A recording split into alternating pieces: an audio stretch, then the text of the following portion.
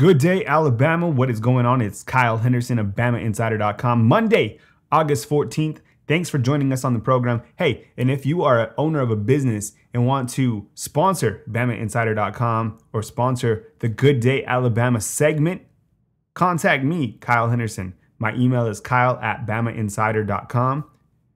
Trying to grow the business, trying to acquire some sponsorships. So if you're interested in getting your word out to thousands of Alabama football fans, contact us. Saturday, Alabama held their first scrimmage of the 2017 season, and there were some great takeaways from Saturday's scrimmage, and you can read what we learned by Tony Sakalis, our team writer, back on BamaInsider.com.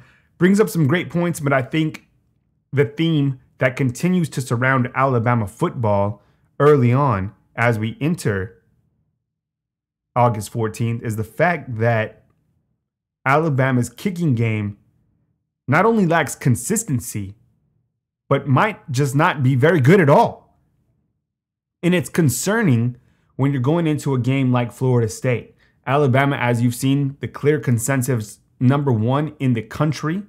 Florida State as high as #3. Some places I've seen them #2. And obviously, you don't want a kicking conundrum or any area of your team to be lacking when you're going into a pivotal game in week 1. Yes, I feel it's pivotal to beat Florida State. Primetime ABC, new stadium. Alabama, yes, is coming off a loss against Clemson, another ACC team. Alabama will take on what should be the best ACC team to kick off the season.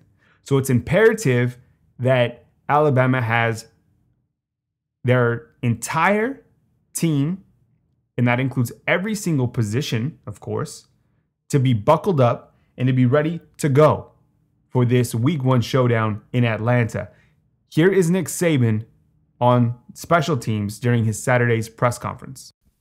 Nick, you mentioned you wanted to, right here, you mentioned you wanted to get a good look at the special teams today. How did all the specialists perform, and how was the kicking game today? Well, JK was fantastic with his punting. He did a really good job. I think the punt and punt return both were good. I think we got things to work on relative to some of the other areas in the kicking game. We missed a couple field goals. We got a couple blocked because we didn't have really good protection. So we really need to work hard on that part of it.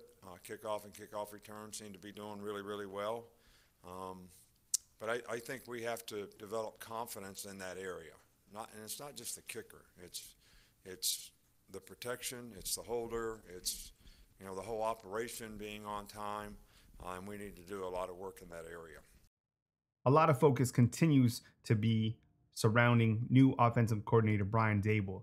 And it was very interesting on Saturday during the press conference when Saban broke down how they explain new plays, new diagrams, new formations to the team in preparation for the season. Saban, of course, meticulously has a methodology that explains the clear and concise assignments based off of diagrams. You know what? Let's just let Saban explain it a little bit better than I can. Here's Saban.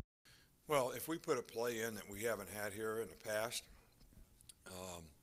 the way we always teach, what our teaching progression always is we show the players the play, in a diagram, and we show all the adjustments. And then if it's a play that we've run in the past, we can use our film to visually give them an example of that play. So they saw what to do. Now they get a visual of how to do it. In some cases, some of the things that we're doing, we've never done before. All right, so if they did it at the Patriots, and that's where we have to look at a film to get the teaching progression where they get a visual of how they're supposed to run a route or how they're going to run a play, then that's just part of our teaching progression. So we still have some of our teaching film that come from the Miami Dolphins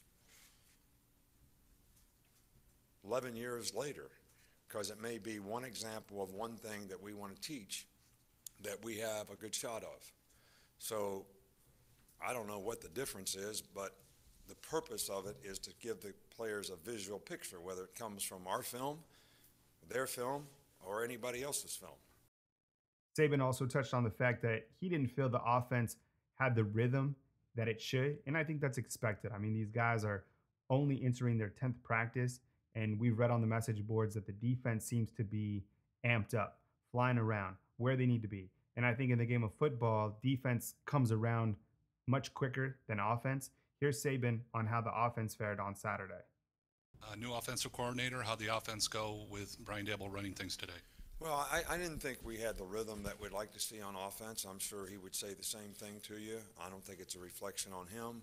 I think it's, just the way it went today. I mean, we've had good days and we've had bad days, and today we made some plays and made some really good plays, but the consistency wasn't what it needed to be in terms of finishing some drives and playing with consistency. And but there were a lot of good things to build on. Saban also talked about the strength of the secondary, and I think that's an obvious because the secondary, though some have probably suggested that that's a weak spot on Alabama for some reason. I mean, you look at the guys that they have in the secondary, and it starts with Mika Fitzpatrick, but you also have Ronnie Harrison, who a lot of people feel is the best player in the secondary as a whole. I mean, we've heard many NFL analysts say that about Harrison over the summertime. You also have Tony Brown. You have Anthony Averett, who started last year at corner. You have Shaheem Carter. You have a guy like Jared Maiden, who's looked very good over the first few days. Levi Wallace, the walk-on turned scholarship athlete, who I think, looks capable of holding his own when called upon. And then you have Trayvon Diggs, who's made the switch from receiver to defensive back, where he's going to stick, as Saban mentioned earlier in August camp. So here's Saban talking about the strength of the secondary. Well, I think that, we have some good players in the secondary.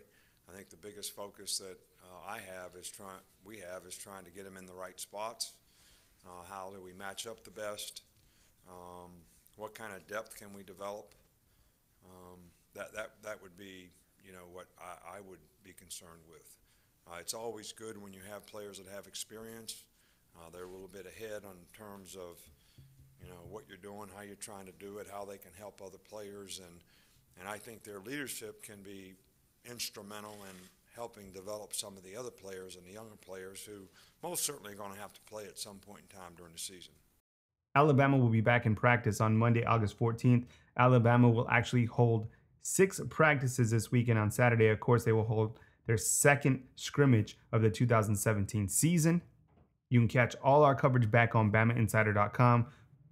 Tons of insider reports. We got the scoop. Tony Sakala's bringing it to you team-wise. Don't forget about Andrew Bone. He's killing it on the recruiting side of the business. I tie it all together. And of course, thank you for listening to the BamaInsider.com podcast. If you ever need help on the website, my email is kyle@BamaInsider.com. I also take care of customer support. Want to make sure you get the most out of your subscription and also handle any other questions that might pop up for you. Thank you for listening to the BamaInsider.com podcast. And of course, thank you for giving us the opportunity to earn your business. Reporting from Tuscaloosa, Alabama, my name is Kyle Henderson of BamaInsider.com.